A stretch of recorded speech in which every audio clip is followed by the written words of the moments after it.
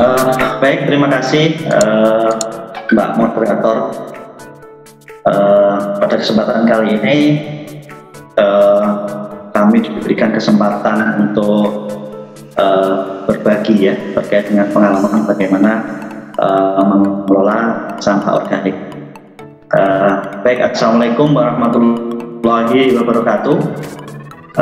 Pada kesempatan kali ini kami membawakan materi tentang metode Black Soldier Flies untuk kelola sampah sisa makanan. Ini sesuai dengan flyer yang sudah dibagikan. Sebelum kita masuk ke materi selanjutnya, mohon izin kami memperkenalkan diri terlebih dahulu. Nama saya Damang Suryanto. Saya lahir di Madiun pada tanggal 30 Maret 1982. Kemudian NIP saya 1982 0330 2009 01 1009. Saya adalah rekayasa ahli muda, itu adalah jabatan fungsional saya. Kalau di PNS itu kan ada dua jabatan ya, struktural dan fungsional. Nah, saya ini kebetulan di fungsionalnya. Kemudian di unit kerja kami, kebetulan juga saya diberikan mandat atau diberikan tugas sebagai penanggung jawab kegiatan unit produksi pakan mandiri dan kegiatan magot. Nah, instansi saya adalah di Balai Besar Perikanan Budidaya Air Payo atau disingkat BPAB Jepara, di bawah Direktorat Jenderal Perikanan Budidaya Kementerian Kelautan dan Perikanan Republik Indonesia. Kemudian untuk latar belakang pendidikan saya adalah D4 Sekolah Tinggi Perikanan Jakarta tahun 2005. Kemudian S2 saya di Universitas Brawijaya lulus tahun 2016. Kemudian penghargaan yang sudah kami terima yaitu Satya Lancana Karya Satya 10 tahun pada tahun 2010, ini dari Bapak Presiden RI. Kemudian penghargaan Satya Lancana Wirakarya tahun 2020 dari Pak Presiden RI juga. Kemudian ini HP saya 0852 9049 8325. Kemudian email saya damang.jpr@gmail.com. Kemudian tadi juga sudah diutarakan juga sama Mbak Ardiana, saya juga ada channel YouTube. Channel YouTube saya itu Damang Suryanto. Jadi di sana saya membuat konten-konten terkait dengan perikanan budidaya. Kemudian di sana juga ada magotnya juga, karena kebetulan yang saya bidangi juga pengembangan kegiatan magot. Itu tadi perkenalan sedikit dari kami, mungkin nanti kita bisa lebih akrab lagi. Kemudian ini adalah konsep pemanfaatan sampah organik dengan BSF. Jadi kita tahu bahwa sampah organik yang ada di masyarakat ini kan memang sangat banyak, hampir 50 bahkan 60% dari total sampah yang ada di TPA ini adalah sampah organik. Nah, kalau sampah organik ini tidak dikelola dengan baik, ini sayang ya, sayang. Sementara kita ada teknologi untuk bisa memanfaatkan sampah itu menjadi sesuatu yang lebih bernilai. Jadi konsepnya bahwa sampah-sampah organik itu yang berasal dari pasar, kemudian limbah rumah tangga, kemudian dari mungkin pabrik, terus hotel dan tempat pariwisata itu bisa kita kelola, bisa kita kumpulkan. Nah, dari kita kumpulkan itu kita bisa memanfaatkan BSF ini. Dari BSF ini nanti dia dari larvanya itu bisa kita gunakan untuk merombak bahan organik itu tadi. Dari BSF itu yang kita gunakan adalah maggotnya atau larvanya ya. Nah, larva maggot ini nanti bisa menguraikan bahan organik itu, kemudian nanti hasilnya bisa berupa kompos, bisa berupa maggot itu sendiri. Nah, maggot itu sendiri nanti bisa digunakan sebagai sumber pakan alternatif baik untuk unggas maupun di ikan. Karena di kami ini adalah skupnya perikanan, maka maggot ini kita gunakan untuk sumber pakan alternatif ya, gitu. Nah, dari maggot yang dibudidayakan yang menggunakan limbah organik ini, sebagian nanti selain dipanen, nanti dia juga digunakan sebagai calon indukan BSF itu lagi. Jadi ini muter ya siklusnya, kita memanfaatkan siklus dari hidup daripada BSF ini. Lanjut Mbak. Nah, kami pertama kali mengenal maggot atau BSF ini pada awal tahun 2020. Kami berkunjung di waste watching di unit Sidoarjo untuk melihat kegiatan pengolahan sampah organik dengan pemanfaatan BSF. Ini saya bersama Mbak ini pertama kali ketemu di Sidoarjo.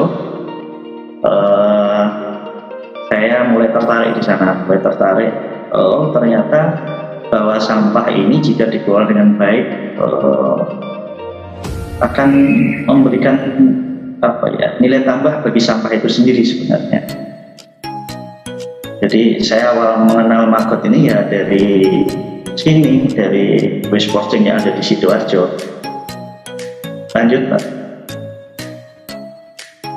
Nah, ketertarikan saya pada BSF ini yang pertama jelas maggot ini memiliki kandungan protein 40-48%. Bahkan saya pernah menguji proximat itu setelah maggot kering, minyaknya saya ambil, terus hanya tepungnya saja itu bisa sampai 51 bahkan 52% proteinnya. Jadi sangat lumayan ini kandungan proteinnya. Kemudian produksi maggot ini tidak membutuhkan air, listrik, dan bahan kimia setelah infrastruktur yang digunakan. Ini relatif sederhana infrastruktur yang digunakan itu. Kemudian maggot ini mampu mendegradasi limbah organik menjadi material nutrisi lainnya.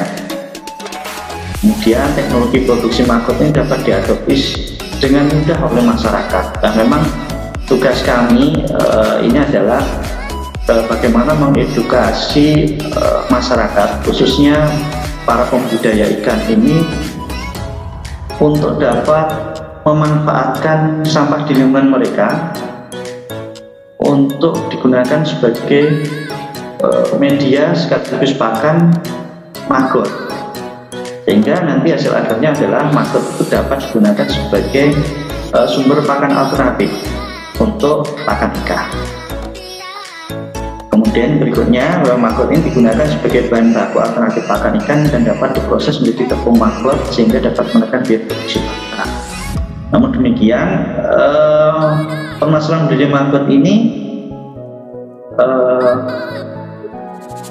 ada beberapa masalahnya ya. Yang pertama, kualitas maggot ini tergantung dari bahan baku yang dia makan. Biasanya kalau yang dia makan itu tidak mengandung sumber protein yang tinggi, maka nanti maggot itu juga kandungan proteinnya biasanya nggak begitu tinggi ya, paling sekitar 35-40. Tapi kalau nanti sumber bahan bakunya yang dimakan oleh si maggot ini proteinnya tinggi, misalnya dia makan dari sumber-sumber hewani begitu, nanti dia proteinnya tinggi, bisa sampai hampir 50% protein. Nah, kemudian permasalahan lainnya yaitu bahwa budidaya maggot ini dengan media sampah ini bisa menimbulkan bau, karena yang kita tangani ini adalah sampah ya, pasti otomatis dia pasti akan menimbulkan bau. Tapi ada beberapa cara sebenarnya untuk menekan bau busuk yang ditimbulkan dari kegiatan budidaya maggot ini. Bisa dilihat di konten saya. di sana, nanti bisa dilihat. Kemudian kalau maggot ini diproduksi kurang dari 50 kg biasanya gampang ya masyarakat untuk menggunakan, tapi kalau biasanya bisa lebih dari 100 kg ini yang agak susah di dalam pemasaran lah. Oke, lanjut Mbak. Nah, ketertarikan saya training di West Forging ini yang jelas di sana diajarkan secara detail sama trainernya bagaimana budaya maggot itu dari stadia ke stadia itu sangat jelas cara menerangkannya gitu. Jadi saya kemarin itu pertama kali datang itu sama Mbak ini itu saya cuma diajarin mungkin 2 jam lah, 2 jam itu cukup, dan alhamdulillah sudah bisa kita terapkan dan bisa kita kembangkan. Kemudian rata-rata lokasinya itu memang di kota-kota besar sehingga kita untuk menuju lokasinya itu mudah dijangkau. Kemudian yang membuat kita tertarik di sana itu bahwa trainernya ini berpengalaman dan cara memberi materinya ini mudah untuk dipahami sehingga mudah untuk dipelajari. Lanjut. Nah, awal mula budaya maggot ini saya dari West Forging Sidoarjo, saya membawa sekitar 75 gram telur. Kemudian ini saya kembangkan sendiri, akhirnya sampai banyak dan terus saya kembangkan. Jadi berbekal dari apa yang diterangkan oleh Mbak ini yang hanya 2 jam itu, alhamdulillah saya bisa mengembangkan BASF ini di dalam pengelolaan sampah. Lanjut. Nah, ini awalnya yang di kiri itu kami mencoba membuat budaya maggot skala rumah tangga. Kemudian berkembang terus, yang di kanan itu akhirnya kita memiliki bangunan yang lumayan representatif untuk budaya maggot. Jadi kami ada sekitar 140 bak biopon yang sampai sekarang sedang berjalan. Lanjut Mbak. Jadi keunikan dari pemanfaatan sampah dengan biopon ini, yang pertama ini dapat menampung lebih banyak sampah organik sebagai media sekaligus pakan dari maggot. Kalau media biopon seperti ini, jadi kemudian mudah dalam perawatan maggot, ini mempermudah dengan cara seperti ini. Kemudian mudah dalam proses pemanenan, jadi nggak ribet, beda dengan kalau kita menggunakan rak-rak seperti itu ya. Tapi ya nggak apa-apa, itu pilihan kita saja menyesuaikan kondisi yang ada di lapangan. Kalau memang lahan kita tidak cukup luas, ya mungkin bisa menggunakan rak-rak itu mungkin lebih simpel ya. Kemudian dengan cara seperti ini pengolahan sampah organik dapat terkonsentrasi pada satu tempat saja. Lanjut. Nah, dengan metode biopon ini keberhasilan yang sudah kami capai yang jelas kita menghasilkan kompos, kemudian kita juga menghasilkan minyak maggot, kita juga bisa menghasilkan pakan, kita bisa menghasilkan tepung maggot, kemudian kita juga bisa menghasilkan maggot kering. Nah, inilah manfaatnya kalau kita bisa mengelola sampah organik itu secara bijak ya. Jadi selain maggot fresh, kita juga bisa menghasilkan kompos. Kompos bisa kita gunakan untuk nanam sayuran, nanam bunga, juga bisa. Kemudian kita juga bisa mencetak menjadi pakan ikan. Nah, ini sebenarnya banyak sekali produk-produk yang dihasilkan oleh kegiatan pemanfaatan sampah organik ini melalui BASF. Oke, lanjut Mbak. Nah, ini tip dan trik bagaimana keberhasilan metode biopon ini. Yang jelas lokasi usaha ini sebaiknya jauh dari pemukiman penduduk. Kalau nggak jauh dari pemukiman penduduk, nanti kalau kita salah memasukkan sampah organiknya itu jadi bau sekali. Nanti pasti komplain dari masyarakat. Nah, untuk awal-awal itu yang saya alami, memang dikomplain dari masyarakat. Tapi kan terus kita berbenah, kita pelajari, akhirnya alhamdulillah sekarang sudah berjalan dengan baik. Kemudian selain lokasi, kemudian ini tersedianya sampah organik yang kontinu. Nah, ini kami sekarang sedang membuat role model ya. Jadi kami sediakan wadah di warga, itu khusus wadah untuk menampung sampah organik. Bisa samakan itu. Masyarakat sekarang sudah mau mengumpulkan. Ini kita bikin role model di komplek perumahan di balai kami ya, di Balai Jepara. Jadi setiap 2 hari sekali itu kami dan tim mengkoleksi sampah rumah tangga. Jadi dari situ kita akhirnya tersedia pakan untuk maggot itu. Kemudian karena kami juga menangani pabrik pakan ikan, ini kan banyak sisa-sisa atau mungkin serpihan-serpihan dari bahan baku yang masih berceceran di bawah mesin kami, itu kita koleksi, kemudian kita gunakan itu sebagai pakan BASF, itu pakan maggot. Sehingga sampai sekarang alhamdulillah kegiatan budidaya maggot yang menggunakan sampah organik di balai kami itu bisa berjalan lancar sampai sekarang alhamdulillah. Karena kalau kita budidaya maggot itu tanpa ada limbah organik yang murah, super gratis, ya ini pasti akan terkendala. Karena maggot ini luar biasa rakusnya ya. Kalau nanti dia nggak ada bahan organik yang masuk ke sana, ya pasti akan tersedak, banyak yang mati gitu. Kemudian hilirisasi produk yang jelas. Jadi banyak pelaku budidaya maggot ini yang istilahnya mati di tengah jalan ya, istilahnya nggak bisa melanjutkan karena mereka hanya berpikir untuk budidayanya saja tanpa memikirkan nanti setelah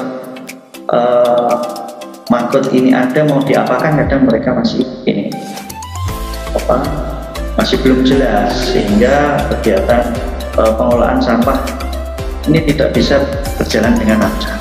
Nah, kalau kayak di kami, hilirisasi produknya jelas. Jadi selain kita untuk percontohan untuk masyarakat, kita juga bisa jadikan sebagai bahan alternatif bahan baku pakan. Nah, itu harus jelas hilirisasi daripada kegiatan. Kemudian yang terakhir harus tekun ya, karena yang kita tangani ini adalah sampah. Kalau kita nggak tekun, nggak rajin, ya ini akan mengalami kegagalan. Dan yang terakhir adalah kita harus berdoa, karena sehebat apapun tanpa kita dilandasi doa, ya tidak ada artinya. Oke, lanjut. Nah, saya pikir itu yang bisa saya share pada teman-teman sekalian dengan waktu yang singkat.